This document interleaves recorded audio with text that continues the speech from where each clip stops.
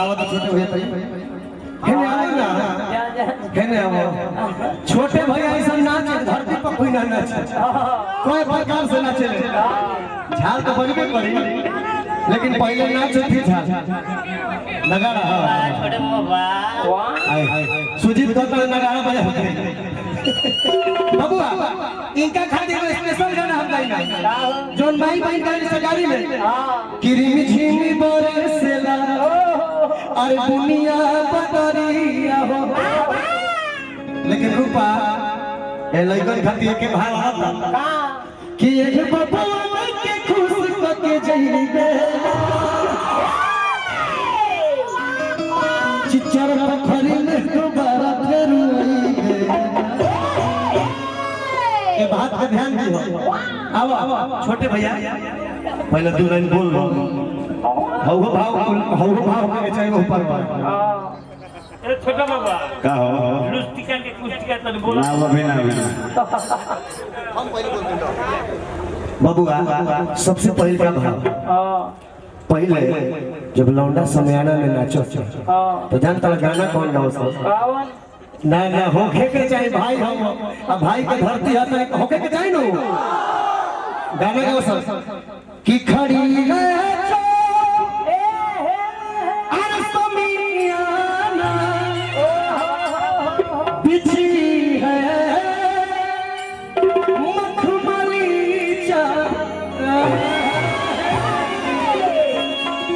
भैया गमछिया लेके लेकिन हमारा बात एगो लाइन में गावत रहा उ लाइन हम ना गाए उ लाइन भैया बत एक का गावत रहे हां मानी बताओ आ हे नहीं इशारा करे रह जाते बड़ा हां हेलो ए घड़ी नया नया गौनी हाल पर सेहरा का होता है दुल्हे का सेहरा सुहाना लगता है लेकिन पहले समय आना में जो सेहरा का बात है उहे 20 वर्ष के टीना के बक्सा में भपड़ महकता ठोकराई में माला और लेके लोग जाए दूध आके डाले करते तो का वैसे है का हो चला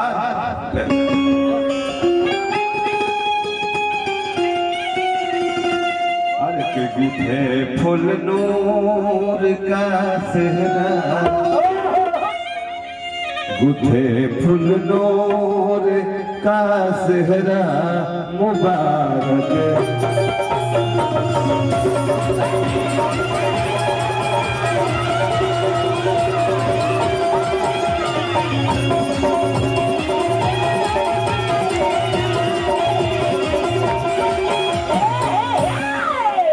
गुथे फूल नूर का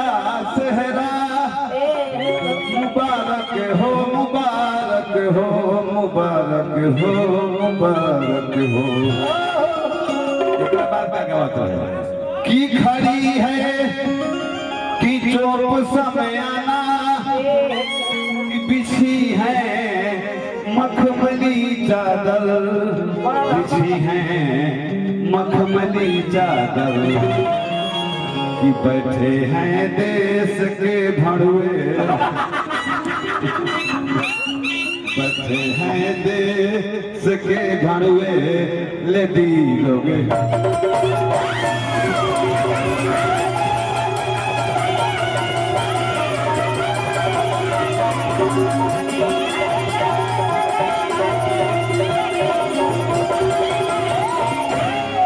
लेकिन भैया के दो तीन गो तरीका के डांस बा रूपा भैया संगे तू डांस करी हम एगो गाना हमने गइल के अंगना झरी गइले अरे दुनिया बदरिया हो अब के बाद हम देखाई के नाच पे प्रकार होला भणवा बमन पे नाच अंगना में झरी गइले अरे दुनिया बदरिया हो कि अब अंगना में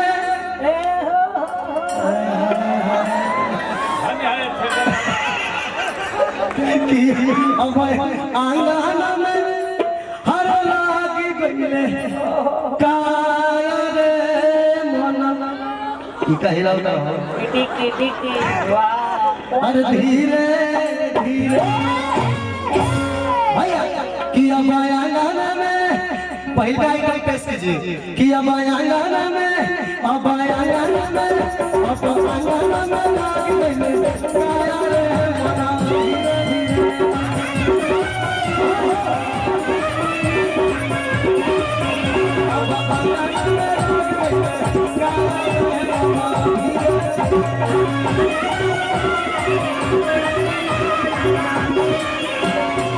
अच्छा